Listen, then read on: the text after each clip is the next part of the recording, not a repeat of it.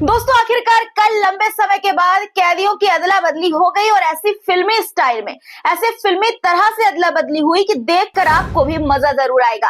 3 इस्राएली नागरिकों के बदले 90 फिलिस्तीनी रिहा करवाए गए हैं। जी हाँ, बिल्कुल सही सुना आपने।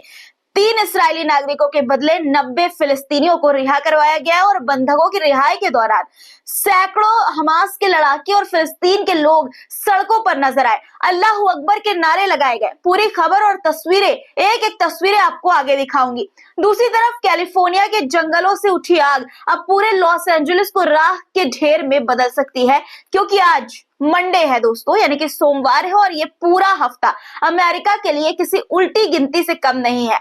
आज से पूरे हफ्ते के लिए चेतावनी जारी है भयानक हवाओं की, जो आग में घी का काम करेगी, यानी कि आग को और तेजी से फैलाएगी। अमेरिका पर लटक रही इस खतरे की तलवार पर आगे बात करेंगे। दोस्तों एक पुरानी कहावत है कि जिनके घर शीशे के बने हो उन्हें दूसरे के घरों पर पत्थर नहीं उछालने चाहिए। ये कहावत अमेरिका में लगी आग पर सटीक साबित हुई है, इसलिए क्योंकि ये सिर्फ एक प्राकृतिक आपदा नहीं है, एक नेचुरल तबाही आपदा नहीं है, बल्कि ये वो आईना है जो अमेरिका को उसके किए गए अक्स दिखा रहा है। मतलब ये कि ये वही अमेरिका है जिसने इराक, सीरिया, यमन और लीबिया जैसे देशों में गृह युद्ध की आग को भड़काया था, गृह युद्ध की आग भड़काई, जिसमें लाखों लोग मारे गए।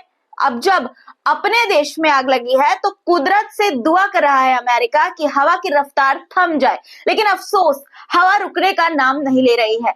तो क्या अब दुनिया के सबसे ताकतवर मुल्क को अपने गुनाहों की सजा मिल रही है? जो उसने गुनाह किए हैं उसकी सजा वो भुगत रहा है। इस पर बात आगे करेंगे। दोस्तों अब क्या अमेरिका चीन के आगे झुकेगा और उससे मदद लेगा? ये सवाल क्यों उठ रहे हैं?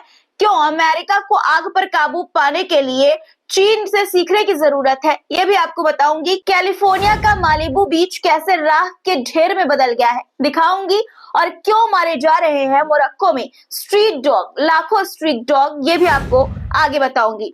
क्यों अमेरिका जैसे ताकतवर देश की सरकार अपने नागरिकों को बेसहारा छोड़ चुकी है, इस पर भी बात करेंगे। इसलिए पूरा वीडियो जरूर देखिएगा, क्योंकि आज के इस वीडियो में आपको बहुत सी ऐसी तस्वीरें देखने को मिलने वाली है जो आपको खुश कर देगी। चलिए अब शुरू करते हैं वीडियो। द लाइव टीवी, सच सबसे आगे। आदाब दोस्तों, मेरा नाम है मिसबा खान और आप मुझे द लाइव टीवी पर देख रहे हैं। दोस्तों गजा में लंबे संघर्ष के बाद एक बड़ी खबर सामने आई है। पहली बार इसराइल और हमास के बीच बड़े समझौते के तहत कैदियों की अदला बदली हुई है। इसमें सिर्फ 3 महिला इसराइली कैदियों के बदले 15 से 68 ईयर के जो महिलाएं, बच्चे हैं, इनके साथ ही 90 फिलिस्तीनी कैदियों को रिहा कराया गया है। बंधकों की रिहाई के दौरान सैकड़ों हमास लड़ाके नजर आए। तस्वीरें मैं आपको दिखाना चाहती हूँ, देखिए आपकी स्क्रीन पर।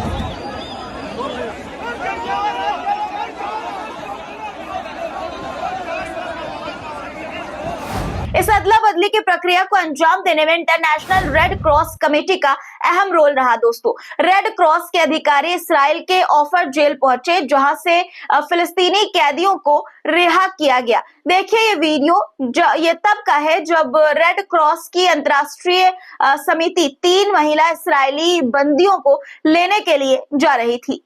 जब हमास के अल-कस्साम ब्रिगेड्स ने 3 महिला इसराइली कैदियों को रिहा किया तो फिलिस्तीनी जनता सड़कों पर उतर आई। गजा की गलियों में भारी भीड़ और जश्न का माहौल देखने को मिला। लोग इसे अपनी बड़ी जीत के रूप में देख रहे हैं। फोटोज में भी आप भीड़ में फिलिस्तीन के लोगों और हमास के लड़ाकों को देख पा रहे होंगे। वीडियो भी मैं आपको दिखा देती हूँ, देखिए आपकी स्क्रीन पर। इसराइल और गजा के बीच हुई बड़ी डील के तहत कैदियों की अदला बदली का ये एक ऐतिहासिक पल था। इसराइल की सीमा में लौटते हुए रिहा किए गए बंधकों की तस्वीरें बेहद भावुक और ड्रामेटिक है। देखिए कि बाकायदा एक के बाद एक गाड़ियां और इसराइल के झंडे के साथ इसराइल अपने 3 कैदियों को लेकर किस तरह से वापस लौटा अपने देश। दोस्तों ये समझौता दोनों पक्षों के लिए बड़ा कदम माना जा रहा है। हालांकि ये देखने वाली बात है कि इस डील से गजा में शांति बहाल होगी या फिर सिर्फ एक अस्थायी समाधान है। ये भी देखने वाली बात है कि ये सीजफायर की जो डील है ये कब तक रुकती है, क्या इसराइल इसका उल्लंघन करता है या नहीं, या फिर युद्ध विराम स्थायी तौर पर भी इसके बाद हो जाएगा। अब बात अमेरिका की करते हैं। अमेरिका के पापों को गिनाने से पहले और आपको ये बताने से पहले कि ये हफ्ता अमेरिका पर कितना भारी होने वाला है, कुछ तबाही के ताजा डेटा और तस्वीरें मैं आपको दिखाना चाहती हूँ। दोस्तों, अमेरिका का लॉस एंजलिस शहर करीब 2 हफ्ते से धधक रहा है। जंगल में फैली आग ने पूरे शहर में ऐसी तबाही मचाई है कि देखते नहीं बन रहा है। इस तबाही ने 2 लाख लोगों को घर छोड़ने पर मजबूर किया है। 40,000 एकड़ का दायरा जलकर राख और खाक हो चुका है। 20,000 से ज्यादा इमारतें ध्वस्त हो चुकी हैं। आग ने पूरे लॉस एंजलिस शहर के इंफ्रास्ट्रक्चर को हिलाकर रख दिया है। मरने वालों की तादाद बढ़कर 27 हो चुकी है। इस आपदा ने अमेरिका को ऐसा जख्म दिया है कि जिसे भरने में कितने बरस लगेंगे ये कहना भी मुश्किल है, क्योंकि आशंका जताई जा रही है कि कुदरत का कहर बनकर टूटी आग ने अमेरिका को $250 बिलियन से भी ज्यादा का नुकसान पहुंचाया है। कैलिफोर्निया के मालिबू बीच का ये मंजर देखिए जो आपकी स्क्रीन पर है। जहां जहां नजर जा रही है सिर्फ तबाही ही नजर आ रही है। पूरब से पश्चिम, उत्तर से दक्षिण सिर्फ जले हुए मंजर और राख के ढेर नजर आ रहे हैं। कभी लोग यहाँ सुकून तलाशते थे, मस्ती करते थे, अपनी जिंदगी के हसीन पल को कैद करते थे, लेकिन अब यहाँ उजाड़ बस्ती और वीरान नगर जैसी सूरत हाल है। इतनी तबाही के बाद ये माना जा रहा था कि 2 हफ्ते से लगी आग को काबू कर लिया जाएगा। बीच में कुछ दिन ऐसे भी आए जब जंगलों में चलने वाली हवा की रफ्तार कम हुई और आग बुझने की जो उम्मीद थी वो ज्यादा हुई। लेकिन अमेरिका की नेशनल वेदर सर्विस ने कहा कि इस हफ्ते की शुरुआत में हवा की रफ्तार जिस तरह तेज हुई थी, कुछ वैसे ही आशंका 20 जनवरी यानी कि आज से शुरू होने वाली है। जो आज से हफ्ता शुरू हो रहा है उसमें बनी हुई है। यानी कि दोस्तों, ये हफ्ता इसराइल के लिए किसी खतरे की घंटी से कम नहीं है। अगर सोमवार और मंगलवार को कैलिफोर्निया में हवा की रफ्तार तेज हुई तो आग फैलने का खतरा एक बार फिर से बढ़ जाएगा और पूरे हफ्ते यह खतरा बरकरार रहेगा। और अगर ऐसा होता है तो आग लॉस एंजलिस शहर को पार करके दूसरे शहर की तरफ भी बढ़ सकती है। अब आप खुद ही सोचिए कि 2011 से अरब मुल्कों में छिड़ी गृह युद्ध की आग को अमेरिका ने कैसे हवा दी थी, कैसे उसने इराक, सीरिया, लीबिया, यमन और मिस्र जैसे मुल्कों में लगी आग को हवा दी। लाखों लोग मारे गए। आज वही अमेरिका अपने मुल्क में लगी आग को बुझाने के लिए कुदरत से दुआ मांग रहा है कि हवा की रफ्तार कम हो जाए, उसे आग बुझाने में आसानी हो। और हवा है कि अपनी रफ्तार कम करने को कतई राजी नहीं है। न आग थमने का नाम ले रही है, न लोगों की मुसीबत में कमी आ रही है।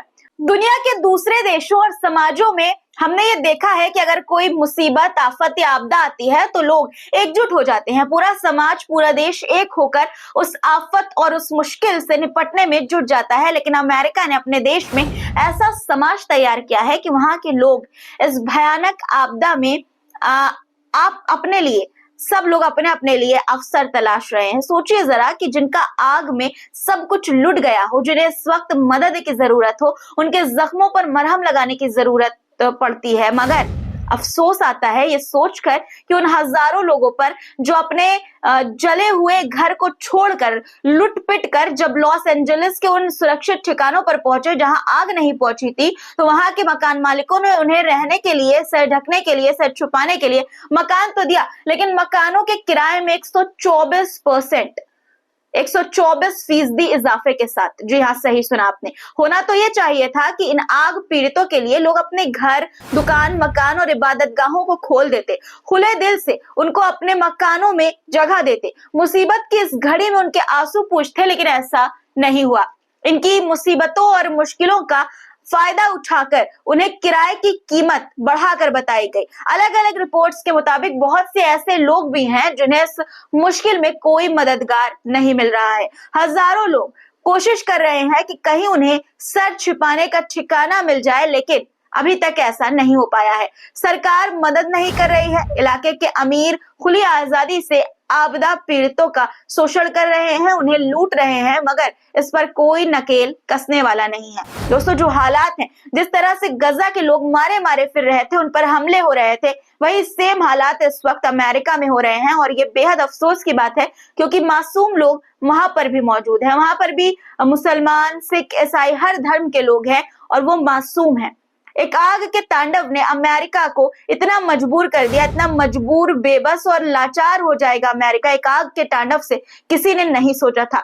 दुनिया तो ये सोच रही थी कि जो अमेरिका यूक्रेन और इसराइल को जंग में $बिलियन की मिलिट्री और डिफेंस एड दे सकता है, तो ये अमेरिका, वही अमेरिका अपने लोगों की मदद के लिए कुछ भी कर सकता है, सब कुछ कर सकता है। मगर लॉस एंजलिस के लोगों का मुकद्दर देखिए, उनका दर्द समझिए। उन्हें इस वक्त एक टेम्परेरी घर चाहिए, खाने और पीने के सामान चाहिए, मासूम बच्चों के लिए दूध चाहिए, मरीजों को दवा चाहिए, औरतों और बुजुर्गों को खुराक चाहिए। ये सब किसकी जिम्मेदारी थी? ये जिम्मेदारी सरकार की होती है। किसी भी देश की सरकार आपदा में अपने लोगों की देखभाल और मदद बेझिझक करती है, सब कुछ करती है उनके लिए, मुआवजा देती है उनको। लेकिन ये सुपर पावर की हकीकत है, ये उसकी ताकत का नमूना है कि वो अपने नागरिकों के लिए कुछ भी खास नहीं कर पा रहा है। आग में सब कुछ लुटा चुके लोगों के सामने दुनिया के सबसे ताकतवर मुल्क के सारे दावों की हवा निकल गई है, सारे निजाम की पोल खुल चुकी है। सरकार ने अपने लोगों को उनके हाल पर छोड़ दिया है। जो अमीर है, जो पैसे वाले हैं, वो तो प्राइवेट सर्विसेज को मोटी मोटी रकम देकर राहत के सामान हासिल कर ले रहे हैं। शहर के कुछ सबसे अमीर लोग कथित तौर पर कस्टम फायर जो प्रोटेक्शन होते हैं, उसके लिए हर घंटे $2000 यानी कि करीब 1,70,000 रुपए तक का भुगतान कर रहे हैं। इन प्राइवेट कर्मचारियों को लग्जरी प्रॉपर्टीज को आग से बचाने के लिए रखा जाता है, यानी लोग अपने घरों की आग बुझाने के लिए भी प्राइवेट सर्विसेज पर डिपेंडेंट है। यह है दुनिया के सुपर पावर देश की हकीकत। अपने देश में लगी आग भी नहीं बुझा सकता है वो, लेकिन दूसरे देशों में आग लगाने से भी पीछे नहीं हटता, कोई गुरेज नहीं है उसे। अमीर तो किसी तरह राहत के सामान हासिल कर ले रहे हैं अमेरिका में, लेकिन जिसके पास पैसे ज्यादा नहीं है, जो अमीर नहीं है, जो मिडिल क्लास है, वो सिर्फ अपने हालात पर आंसू बहा रहे हैं। उनका हाल गजा के उन मासूमों की तरह है जिनके ऊपर बम बरसाए जाते रहे और कोई उनकी मदद को सामने नहीं आया। दुनिया तमाशा देखती रही चुपचाप। उसी तरह लॉस एंजलिस के गरीब लोगों के मकान जल रहे हैं और यूनाइटेड स्टेट तमाशा देख रहा है। लेकिन इन मायूस खबरों के बीच कैलिफोर्निया की एक लड़की फायर फाइटर और भूखे प्यासे जो लोग हैं, पीड़ित हैं, उनको मुफ्त में पिज्जा बांट रही है ताकि उनकी भूख मिट सके। लोग उसे अब पिज्जा गर्ल के नाम से पुकार रहे हैं। इस पिज्जा गर्ल ने अब तक हजारों पिज्जा पीड़ितों और बचाव में जुटे हुए हैं उन कर्मियों को बांटे हैं। दोस्तों, आपको यह भी बता देना चाहती हूँ कि आग को काबू करना आसान तो नहीं है, लेकिन बहुत मुश्किल भी नहीं है। अमेरिका को चीन से सीखना चाहिए था। पिछले साल चीन में भी इसी तरह की आग लगी थी। चीन के सिचुआन प्रांत के याजियांग के जंगलों में लगी आग बहुत ज्यादा भयानक थी। आग लगने वाली जगह पर हवा का बहाव अचानक बहुत तेज हो गया था। 5 दिनों तक लगी आग में तकरीबन 4000 लोग प्रभावित भी हुए थे, लेकिन चीन ने इस बेकाबू और भयानक आग पर 5 दिन के अंदर ही काबू पा लिया था। चाइना ने लेवल 4 इमरजेंसी का ऐलान किया। हजारों फायर फाइटर्स ने, फायर गाड़ियों और हेलीकॉप्टरों ने मिलकर मोर्चा संभाला। 11 गांवों में लगी आग में फंसे 4000 से ज्यादा लोगों को बाहर निकाला गया और आग को बुझाने में कामयाबी हासिल कर ली गई। अमेरिका को चीन से सीखना चाहिए और इस बात का ख्याल रखना चाहिए कि मुसीबत के वक्त अपने देश और अपने देश के नागरिकों को अकेला नहीं छोड़ना चाहिए। अब आपको अमेरिका से ही जुड़ी एक और मुसीबत में डूबी खबर बता देती हूँ। शहर को खूबसूरत बनाने और उसके हालात को सुधारने के लिए बहुत से तरीके हो सकते हैं, लेकिन नॉर्थ अमेरिका के देश मोरक्को में 3 मिलियन स्ट्रीट डॉग्स को मारा जाएगा। जी हाँ, सही सुना आपने। मोरक्को अपने शहरों की सूरत सुधारने के लिए 3 मिलियन आवारा कुत्तों को मारने पर विचार कर रहा है। सफाई की इस कोशिश ने एनिमल राइट्स एक्टिविस्ट में नाराजगी पैदा कर दी है। आपको बता दें कि 2030 फीफा विश्व कप की मेजबानी मोरक्को कर रहा है। मोरक्को को गेस्ट घोषित किए जाने के बाद स्ट्रीट डॉग को मारने की इस प्रक्रिया में और भी तेजी आ गई है, जहां हर 4 साल में फीफा विश्व कप दुनिया भर में धूम मचा देता है। दुनिया के हर कोने से अरबों प्रशंसक इसमें शामिल होते हैं। वहीं मोरक्को क्रूर सड़क सफाई अभियान में 3 मिलियन कुत्तों को मार रहा है। फीफा में सिर्फ एक फुटबॉल टूर्नामेंट ही नहीं होता, बल्कि ये एक कल्चरल प्रोग्राम है जो लोगों को, दुनिया भर के लोगों को एक साथ जोड़ता है। मगर मोरक्को प्रशासन के इस फैसले से पशु अधिकार कार्यकर्ता बेहद गुस्से में हैं। आपकी क्या राय है दोस्तों? आज की इन खबरों पर कमेंट में जरूर लिखिएगा। चैनल को सब्सक्राइब नहीं किया है और अभी तक वीडियो देख रहे हैं तो फटाफट सब्सक्राइब कर लीजिए, और दोस्तों लाइक नहीं किया है और अभी तक वीडियो देख रहे हैं तो फटाफट लाइक बटन प्रेस कर दीजिए। शेयर भी वीडियो को जरूर कर दिया करिए और कमेंट में अपने प्यारे प्यारे कमेंट जरूर लिखा करिए। चलिए अब इजाजत दीजिए, फिर मुलाकात होगी आपसे कुछ नए मुद्दों के साथ। तब तक के लिए खुदा हाफिज। द लाइव टीवी, सच सबसे आगे।